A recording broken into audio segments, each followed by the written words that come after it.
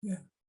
Hello, everybody. This is Debbie, from Teacher Success Coach with another episode of the Female Educators Roundtable. Sorry about that. I seems to be having technical glitches every session. I don't know what's going on.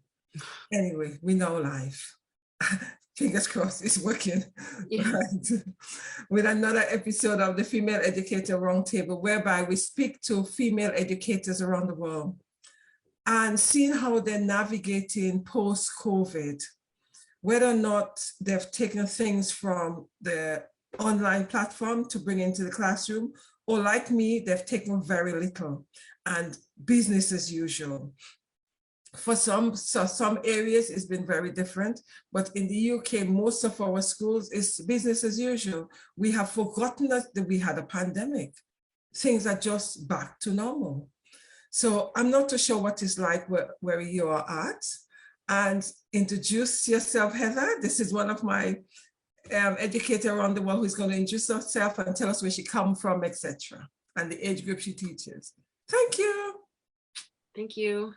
My name is Dr. Heather Michelle, and I currently I taught first and second grade. Oh, let me backtrack. I'm living in San Diego, California, in the United States. I taught first and second grade for 13 years, but now I'm in teacher education as a student teacher supervisor, and also a consultant. Oh. So yeah, I'm excited about bringing my expertise to the show today, and I'm just super excited to be talking with Debbie. Thank you very much for accepting the offer to come on, because one of the things is some teachers fail to realize that it doesn't matter where we are in the world, we still have a common factor. And one of the common factors we have is students, and the other factor is we are all struggling. Because during COVID, we were all struggling. We were all sharing the same thing, that we don't know how to navigate the platform, because as teachers, every industry used technology except in education. And we were forced to use technology. We were not even trained. We were forced to. It's either sink or swim, and we couldn't sink, we had to swim. We swam very badly, but we had to swim. Yeah. You know. And the thing is, what have we taken away from the online platform?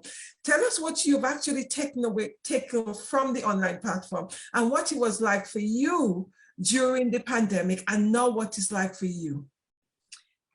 Well, during the pandemic, I think like everyone, it was just awful having to learn how to present online so fast. And then also dealing with having your kids at home and trying to support them, being scared of the COVID pandemic and what it meant to contact it, like coming in contact with it, like not feeling like you could even go outside your house or do all the things that you needed to do to maintain your house during that time when we were on the pandemic. It was awful. There's just so much stress and anxiety involved in that time. Also some good times though. I mean, I will say that we tried to keep our kids in a bubble, and having lunch together was nice.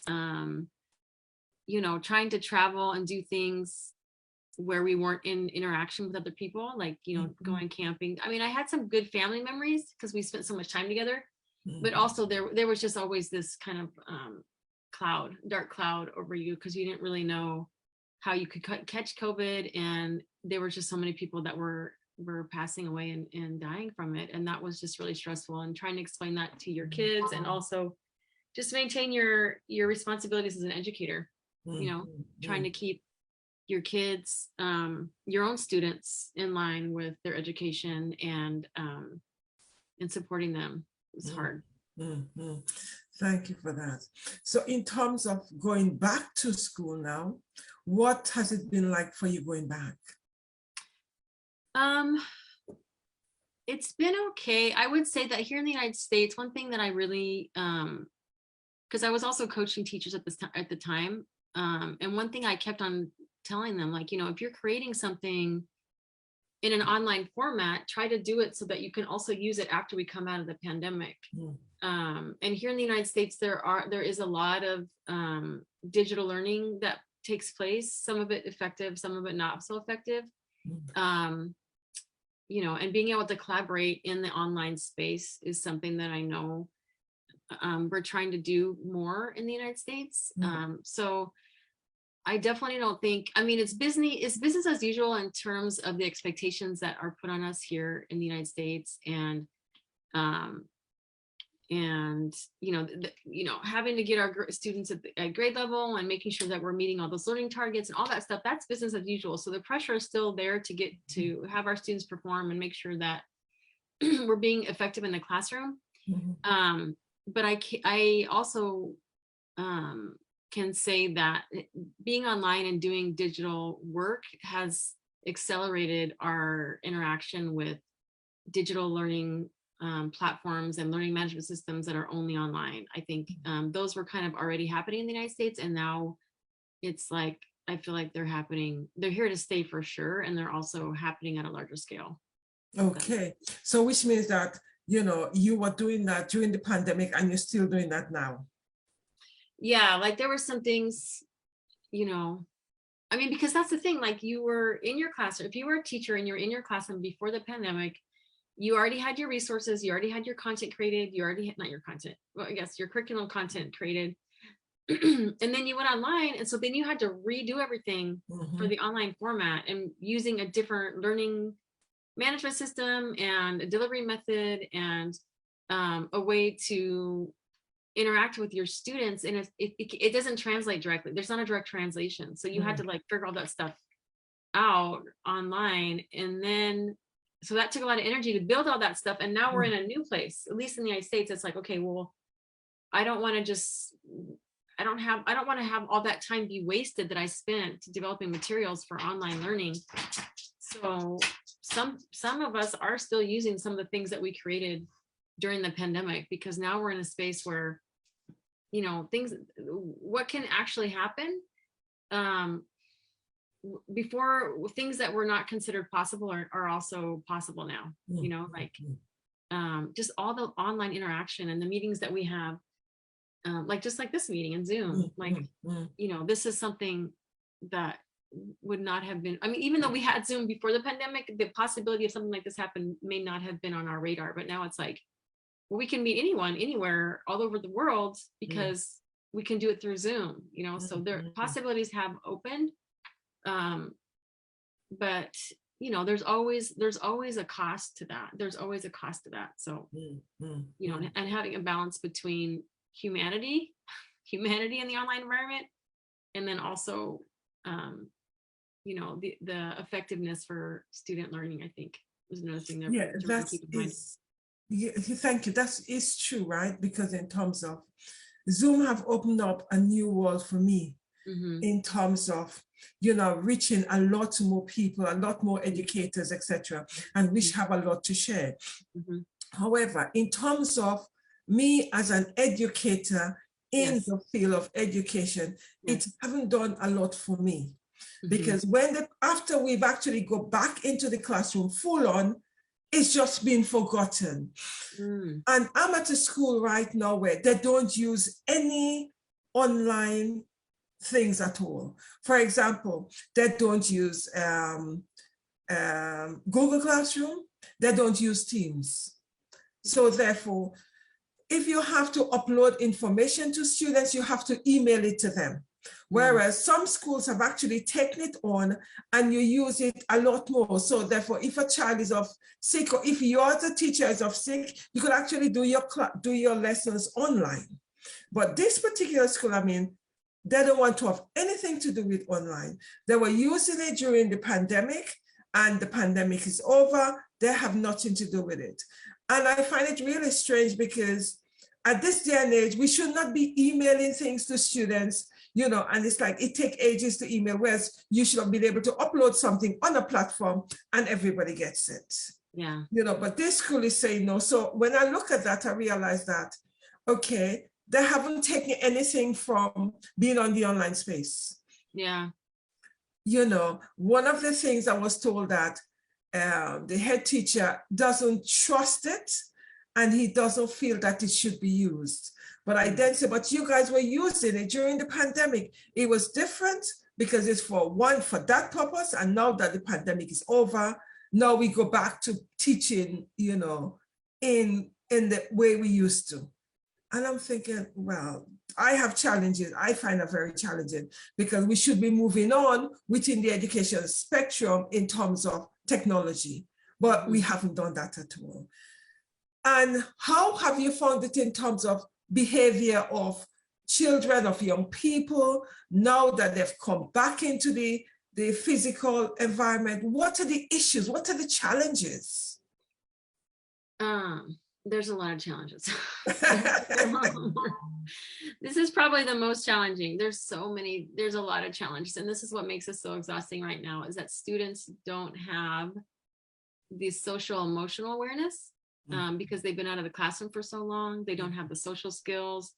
In many cases, they're behind academically, and that everyone, even before the pandemic, if you had students that were struggling in school, that also meant that there was going to be some behavior issues because they're going to find the curriculum challenging. So that is something that's really hard. Something that's helped me is, and you know, I talked to my husband about this too, because my husband teaches 8th grade as well, and if you can think about changing your expectations for where the students are, because they really are emotionally and in their maturity also about 2 years behind where they're supposed to be. So being a 7th grade teacher, you can expect 5th grade behavior. I know it doesn't sound right, and you're probably not.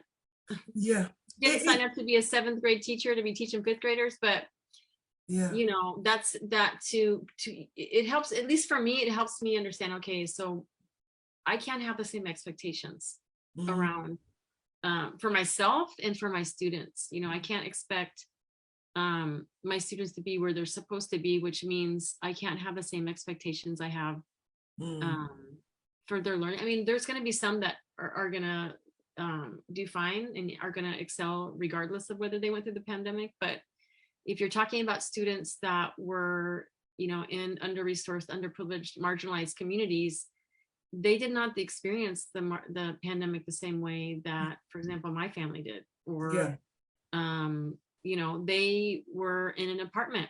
They did not go outside. You know, imagine having kids, you know, 4 or 5 kids, a family of 4 or 5 kids in a 2-bedroom apartment, and you can't go outside. Imagine being a kid and you can't go outside. And the only way that your family can entertain you is by putting you on a digital device. And at that point, you're watching TikTok and whatever you're watching, and your attention span is just shrinking because those devices really train, you know, social media and just the internet in general is in direct conflict with endurance and learning endurance and being able to spend time on task for long periods of time. So I don't know, I touched on a lot of different stuff you asked me, but I think that from an educator perspective, what has helped me is to think about the developmental level of where I want them to be, but then also changing my mindset so I can think about, okay, but where are they? Where are they? They're really, you know, they're really about 2 years, you know, on good turn, you know, on a good day, a year behind. And that's where they are, because it doesn't do any good for us to focus our energy on what could have, what's supposed to be happening and what should be happening. It's what is happening in our classroom. And that's really hard because we also feel pressure to perform, and, you know, there's just a lot of other things that go into it, but that's been helpful for me. Yeah, I think thank you for that. That's really is very helpful, because I think that right now, a lot of teachers are not thinking that these children are 2 years behind academically, right? They are looking at it in terms of behavior. And I think if we all begin to meet these children where they are, it's going to be, life would be a lot easier for us, and we'll be able to navigate what we need to teach them to oppose at what they need to know. And I think that's what's happening right now, because we have so much pressure to get these students through their GCSE, and academically and emotionally they're not there. It's real conflict, because I teach older children. I teach year 10, that is, year 10 is about 14, I think, 12, Okay. 13, something like that. But I teach most of my teaching is done with students in the years ready for university. So we're talking about 16, 17-year-old, Okay. some are 18-year-old. And some of the behavior I have noticed, it's so interesting, because I think I had this expectation of you're almost 18. Therefore, I expect you to behave in a certain way. But it's like I have the excessive giggling for no reason. I have the swinging on the table. It's like once I just look at that student last week, 2 tables together, the student held onto either side and she was just swinging. And I'm standing there looking at her. I said, excuse me? Mm-hmm. And then she said, oh, sorry, miss. I said, you're almost 18. But then that child is 18 in years, but not 18 in behavior. Mm-hmm. So when I left the classroom, I was thinking about that, and I'm thinking, that behavior was kind of strange, But then I had to remind myself, this was children that was in the lockdown. Mm-hmm. So they haven't gone through that development stage to know that this is not an acceptable behavior in the classroom. Your next step, next year, September, not even this year, September, October, you'll be at university with mature students and you'll be expected to behave in a mature fashion, but you haven't grasped that because you've lost that stage. Yeah. So it's quite difficult because it's a matter of always reminding yourself. And as a teacher, because you're under so much pressure for the result in terms of these are 17-year-old, they need to get the GCA, the A levels, etc. You haven't got time to think about this child behavior is not connecting. Mm-hmm. So that's what the aspect I've been finding, because there's sometimes I meet them where they are, but there's sometimes I forget. It's hard. It's really hard. It's really hard. Yeah. It's, it's really hard. It's a mindset shift, I think, for everyone. The one thing I will say, the great thing about all this is that your brain does adapt. Like you can, having a long attention span is something that was an issue before the pandemic. It just was exasperated and allowed, like we just fueled it during the pandemic, but it was an issue before the pandemic. And there are ways that you can build endurance in your classroom. It just has to be taught. It's one of those soft skills that we're not really thinking about. Like as a teacher, you're just supposed to teach, English language arts or math or social studies, whatever it is. You're not thinking that you also have to teach the skills to access the content, like to access the subjects. So you really, teachers today, you have to focus on study skills, because unless you were, in a family that was structured, that tried to keep things normalized during the pandemic, that had the bandwidth to also support the child itself, then you're struggling, your parents are struggling, everyone's struggling. So, and that means that a lot of times children were, they were just kind of left to their own means, their own survival means, I can just think of a couple times where I was on Zoom and I literally just left food out on the table. Like I would just leave food for my children out like on the table, and just like say a prayer. I hope they are, I couldn't be around them all the time. I couldn't be monitoring them. So I just was like, okay, well, I'm going to leave some snacks and food here and I hope they come and get it in between their, their breaks in their school day. So, it was just really hard in a lot of different ways. Yeah. It is for me, I feel one of the most challenging things is being a teacher and educator whilst having to teach other people's children while on the platform, and you also have your child. Oh yeah, that was really hard. Yeah. And one of the most challenging things I had to do is, whilst I was having, I give the student a task to do, I switch off my camera, I run up to check to see if that child is being engaged. 9 out of 10 times he's doing his own thing. Mm-hmm. And I'm saying, well, you need to engage. Oh, but there's nobody there, or the teacher have left us, and it's like all of that. So we were all struggling, and it's like, it was just, I found it a real challenge. Oh yeah, it was awful. It really was. And our kids are on, they're playing around on the computer unsupervised for large amounts of time. And then you got your own students, who knows what they were doing on their side of the screen too. It was just really hard. It was hard for everyone. Yeah. But I think, now that we're in a different place, we're back in the classroom. It sounds like you're in a context in a school that doesn't want to acknowledge how technology is moving forward. Yes. And that makes it hard too.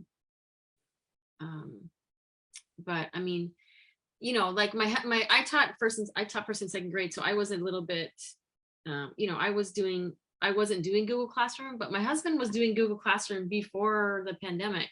Oh, right. So for him, that transition was easy because he just moved right into, he already had everything set up to continue the Google Classroom. So he didn't have to really set anything up. So, it was hard. Yeah. It's hard. Yeah. Yeah. For me, we were using Google Classroom, but only to set work.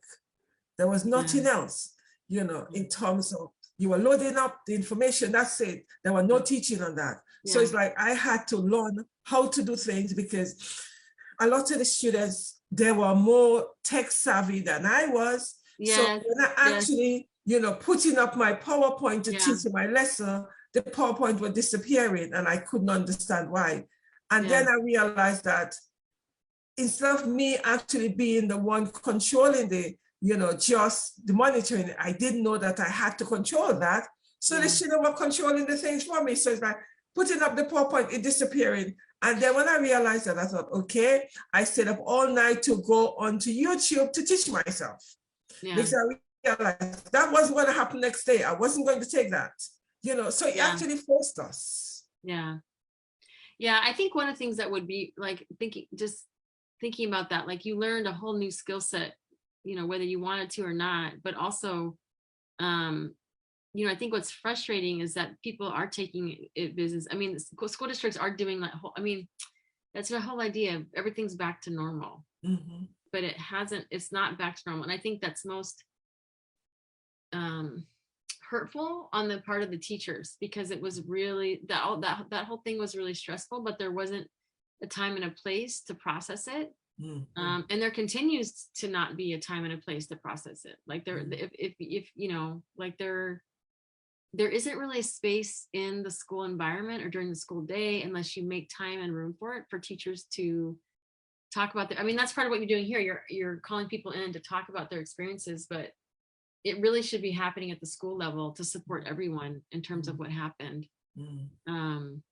Because it left a mark on people. It was really anxiety. There's a lot of anxiety happening, and depression, and people were dealing with their own issues. So I don't know. It was a mess.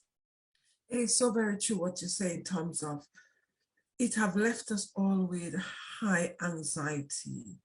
Or extreme stress. And some teachers more so than others. And something you said which was really interesting, that before you actually teach the contents, when we went back, I had to unpack the student, because my background is psychology. So therefore I knew what, how I would be able to support my students. But there are a lot of teachers who didn't know that. And for them, they just went in and began to teach the contents. So when I actually went in, and I'm saying to the students, oh, how was lockdown? I opened that can of worms, because nobody have actually asked them how was it and how they felt. And I got all of this, and I had to make so many referrals in that school I was, because students said they wanted to kill themselves. Some of them had issues where the parents did not acknowledge that they were suffering from anxiety, because in the culture, anxiety was not something that was discussed. And it's like all of that. so they had no time to listen to my contents because I had to unpack them and make me thorough. There were tears. And, one of the subjects I was teaching at the time was health and social care. And oh my gosh, that must have been hard. It was really hard because in that class, the majority are female. And I had in one of my classes, I had one young guy. And then I said to them, anything that is discussed here, remain here. And I don't want anybody giggling, none of that, because I'll just send you out. And I was really strict on that. And then he said he found it so challenging and he busted crying because he was so stressed, because as a boy, you are told within your culture that you cannot express yourself. And that was the first time someone asked him how he felt. Yeah. And I had, in a lot of my classes, students were crying. And I was thinking, how am I dealing with this? Because I needed to give them the space when no one else gave them the space. And it was so heavy that there are a lot of them I needed to refer, as I said, because they don't know how to navigate their emotion. And something I started to encourage them to do, to journal, start journaling because it helps you. Absolutely. So I got a lot of them to start writing and that really helped them, but it wasn't easy for them to start doing because it was young people who are used to going out. They were told that they cannot go out and they have to be inside. Some of them didn't even get on with their parents. I know that's the thing, is that age group doesn't get along with their parents. So that makes it so hard. Yeah. And then we said, exactly. And they're saying that you have to stay in with your parents. And some of them said to me, oh, little siblings, they hate their siblings because they never knew what the sibling was like. And some of them say, you had some of them that enjoyed it because they were there with their family, that they begin to really know their family and it was nice. And some knew their family, but it wasn't nice. Well, for my son, he loved it. He absolutely loved it because he don't like to go out very often. And he was in his house. He and his friend had no problem. Yeah, my youngest daughter, Olivia, was in kindergarten. And she loved it too. I think it actually has changed her like forever. Like she's always going to be, I think she kind of has a little social anxiety, and I think it comes from being at home for so long. Yeah. I really do. She's in she's in second grade now, and then I have a son in the middle, and then I have an older daughter who was in high school. And the same thing with her. She had a little social anxiety, but she liked to be at home. She would rather just be at home. I mean, she has friends, but she's perfectly fine just staying home and watching movies and eating chips, and she didn't have any problem. Yeah. It worked for some children. Some children thrive, especially children that did not like to mix in the classroom. Or found it difficult to interact with other people. For them, it was nice. They just got on with their work. No trouble. Nobody disturbing them. They got on with the work. But some, it didn't work for them. A lot. Exactly. And in terms of emotion, how is it back now for you, coming back into the classroom in terms of emotion-wise? What is it like for you? I mean, it's really hard because, it's one thing to know, like, it's one thing to like rationalize it. Your students are 2 years behind, but it's another thing to be prepared for what that means in your classroom. Like, the other thing I was going to say that I feel like my students are dealing with right now is the anxiety. Like, they're really scared to do things that they would have done by themselves all the time. Like, even little things like going to the bathroom. Like, they don't want to go to the bathroom by themselves.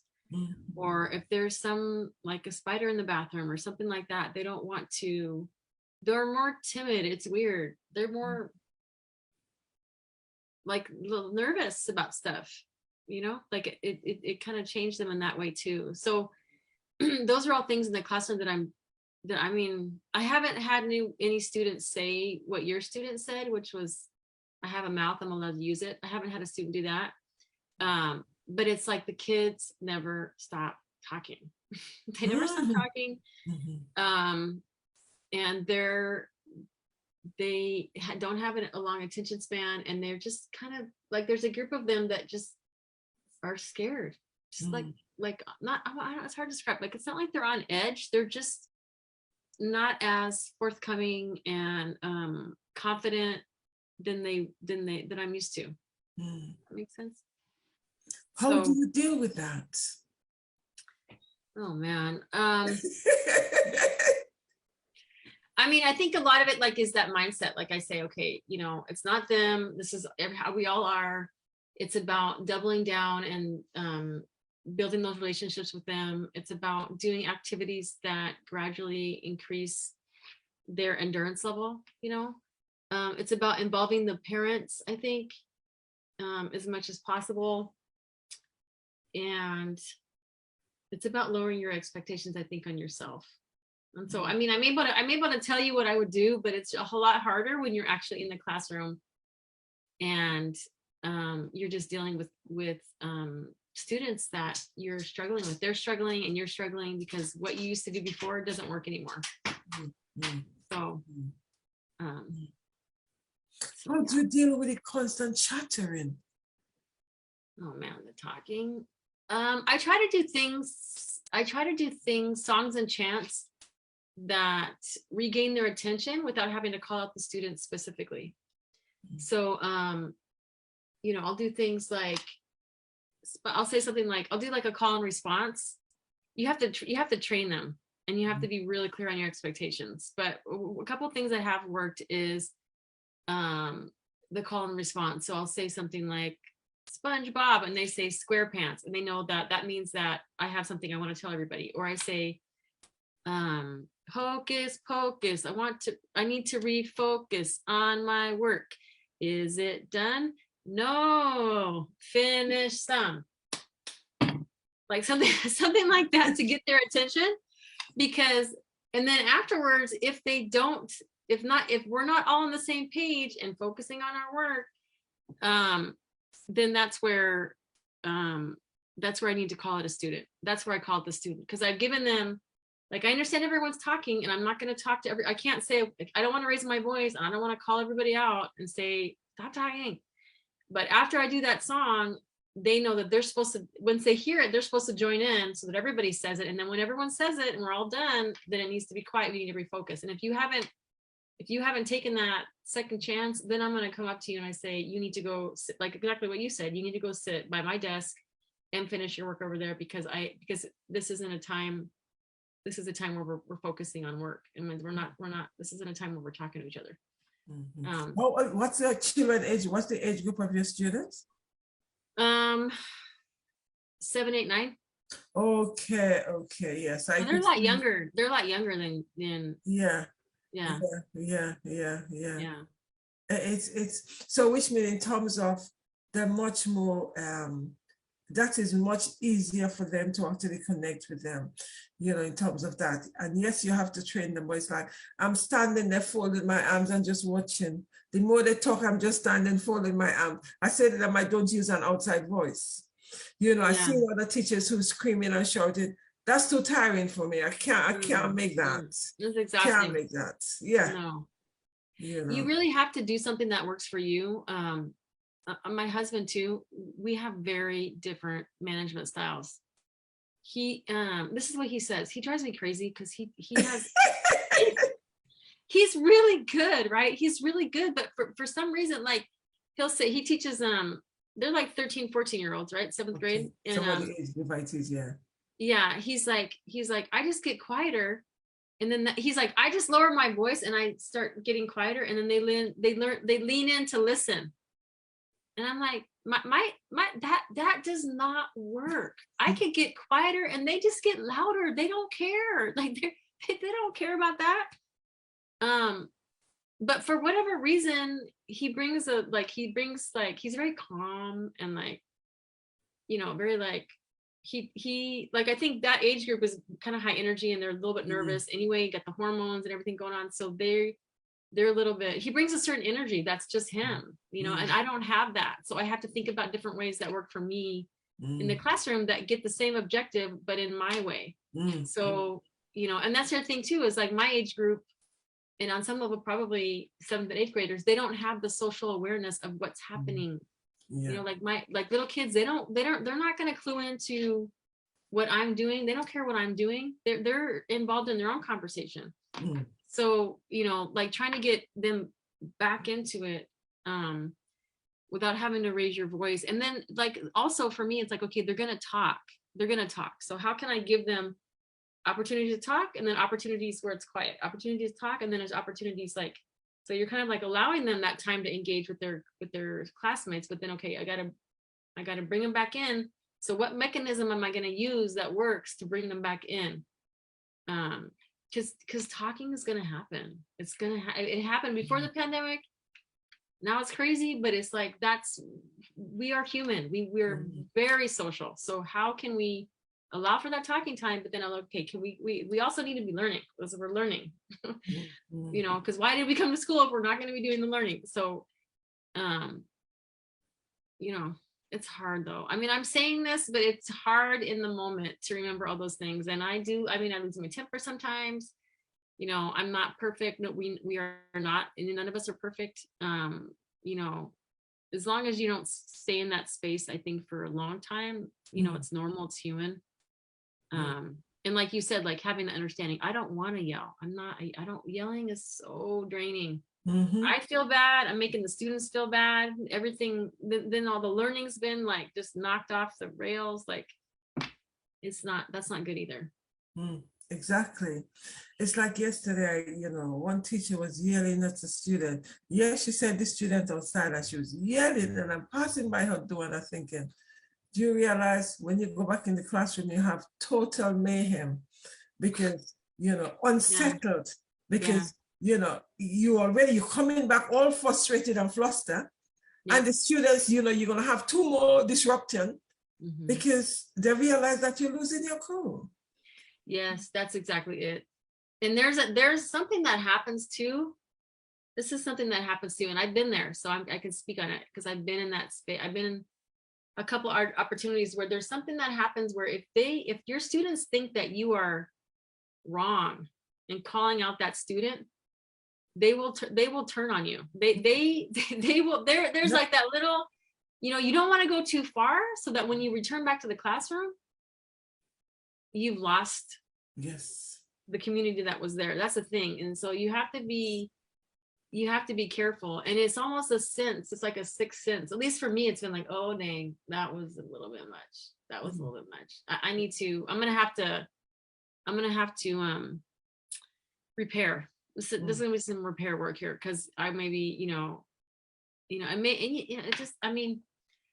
when things like that happen, I just try to use them as learning opportunities myself. Like I said, I have lost my temper before, you know, that always happens, but that's not where I want to be. That's not where I want to spend my time. So, but that does happen. And I've seen it where in other teachers too, it's like they're calling people out. No one likes to be called out. No one. And the older you get, the less your students like to be called out in front of their peers. They just, you know, yeah.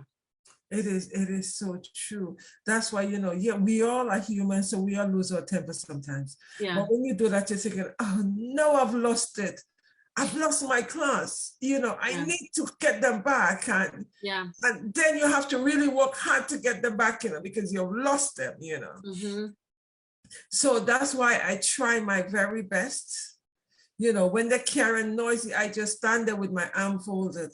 And then students saying, they would actually tell each other to be quiet, because when they realize that you're standing there and you're not saying, they're asking you a question, even the good ones asking you a question, you're not even answering. You are not answering, you're just looking at them from one to the other. And they say, Miss is not even answering me. So, shh, you know, so it's getting them to connect with the others. That's and the thing, for me, that works, you know. And as you say, I find that even more so now, coming back into the classroom, that the behavior is, I said to them last week, I said, oh my goodness, you guys sound like a fish market. And the boss was laughing. I said, I don't know why you guys laughing, you know. It sounds like a fish market where everybody's trying to get the fish. I said, none of you hearing what each other is saying. You know, and I think that actually make them, yes, they did laugh, but you actually make them think about it. Yeah. Because I say everybody talking at the same time. Yeah. Nobody's hearing each other. Oh my gosh, I can't, that's really hard for me. Yeah, the talking is really hard. Yeah. I find it, because you see, when we come back, right after the pandemic, one of the biggest thing I find in the classroom for me right now is the talking having increased tenfold. Yep.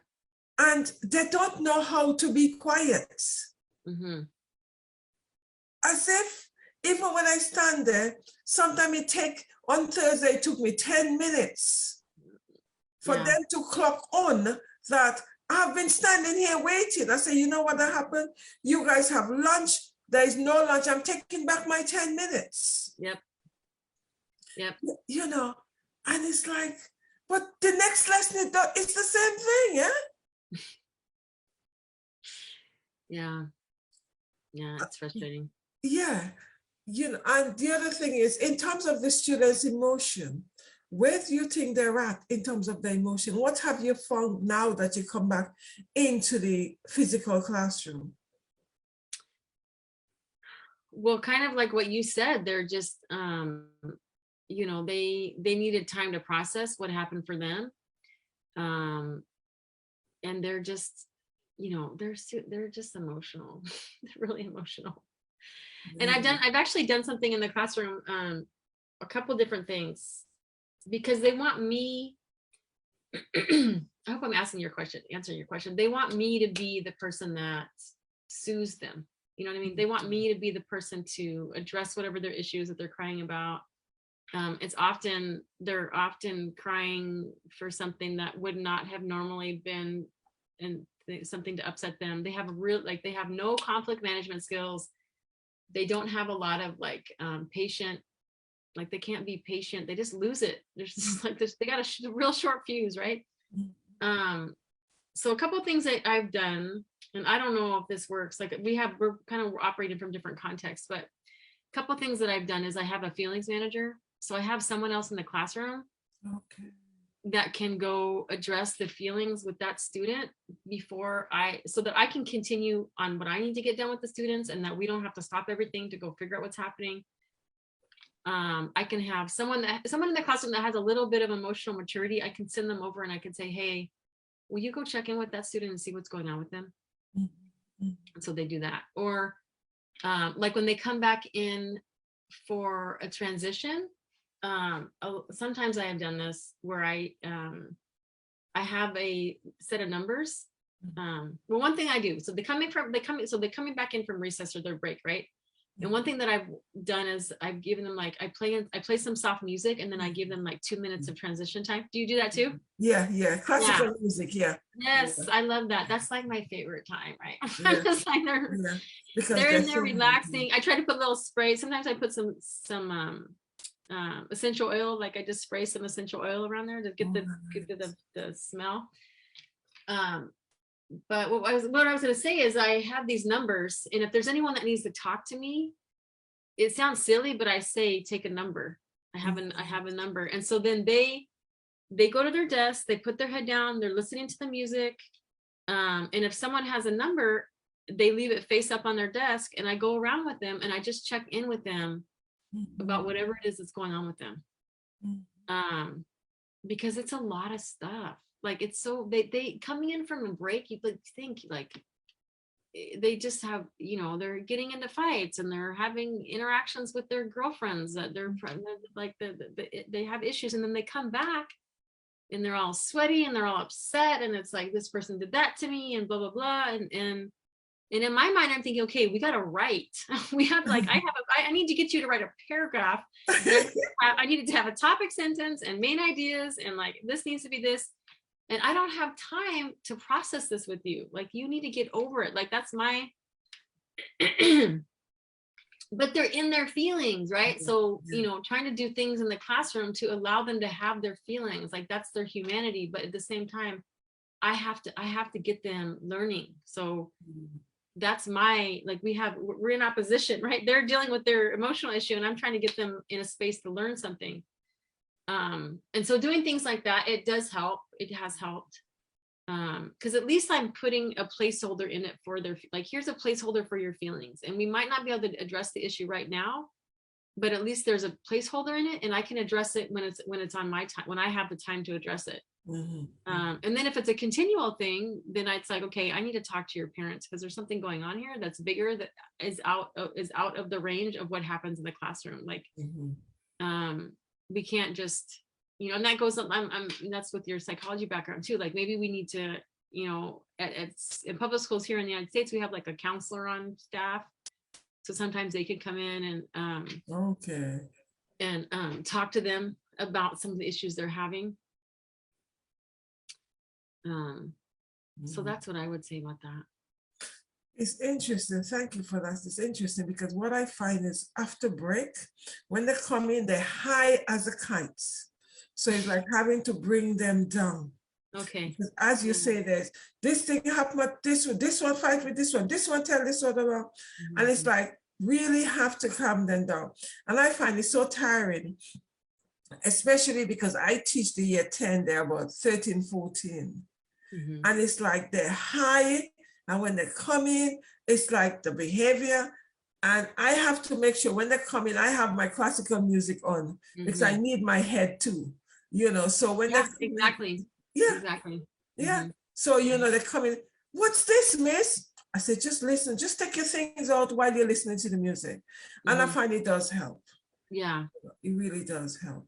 Music is it really is a beautiful thing. Yeah. It's it does help.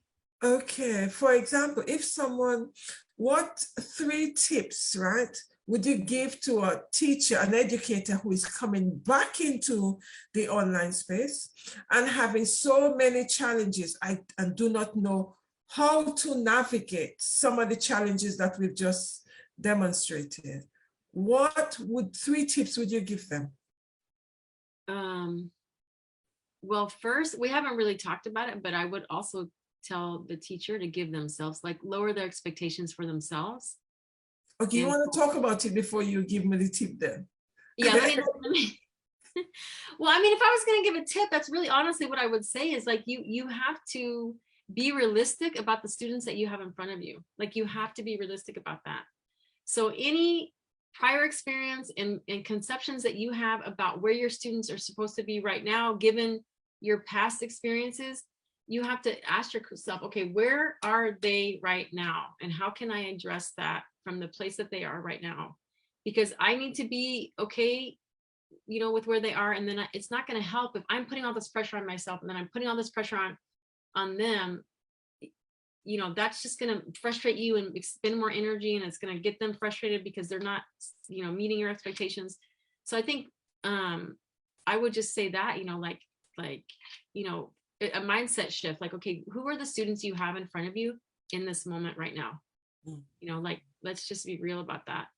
And if I was going to say, if I was going to give tips to, like, in terms of like coming back from the pandemic, I would think about doing some of the things that I just mentioned. And I think that for some of the needs that your students are having that are not related to the curriculum and the lessons that you were teaching, I would think about how you can outsource those things to your students. So thinking about who can you have in your classroom that can be that feelings manager? What kind of things can you set up in the classroom so that your students are supporting their classmates, and so that you don't have to be the one dealing with all those feelings and the things that, like, exactly what you're talking about, having them come in and you know, giving them that little transition time where they're listening to music and having you yourself check in with them.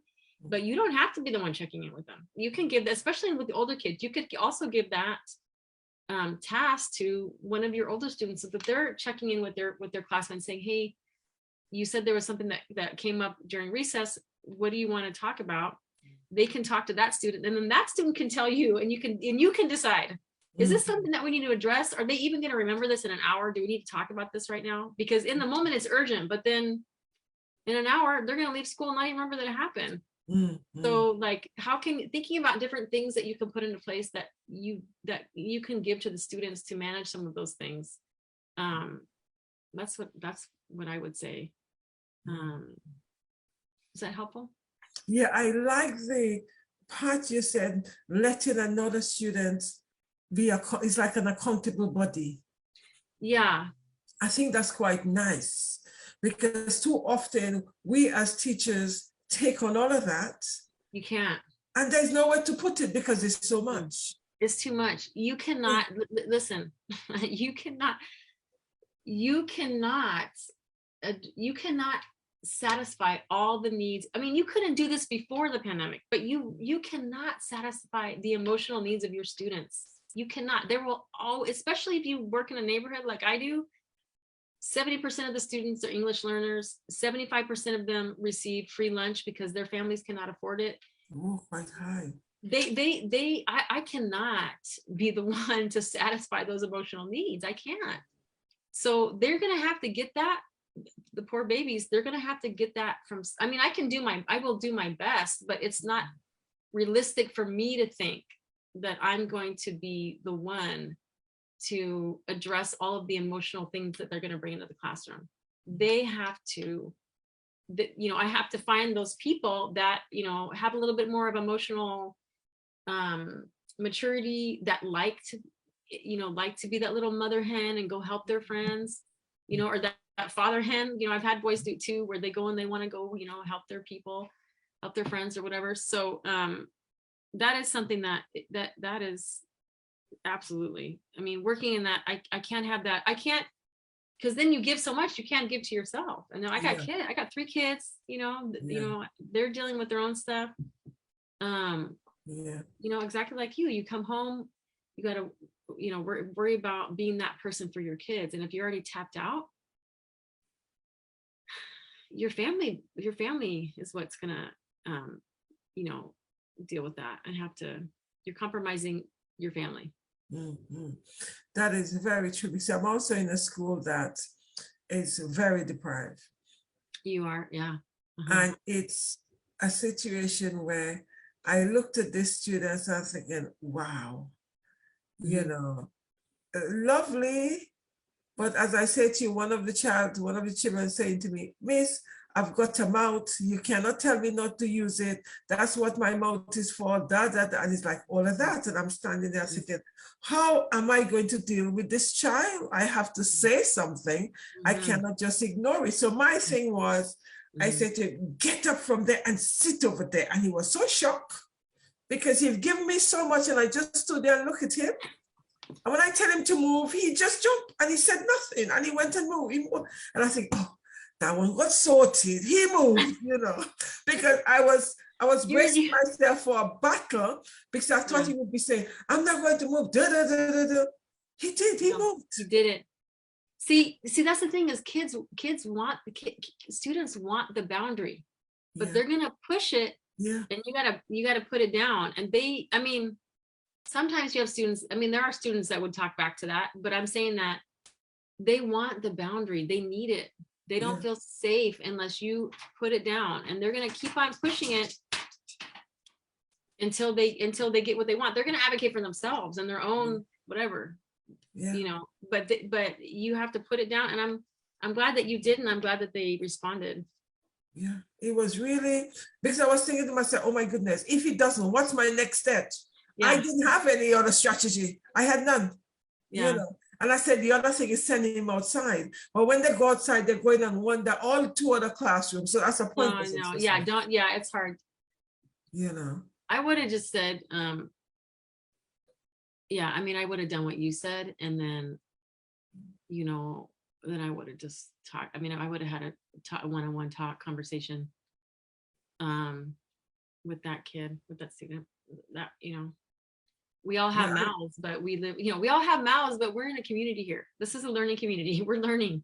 And if everyone had the same attitude, I'm like, what are you going to do? You going to come to school just to run your mouth? Like, come on, exactly.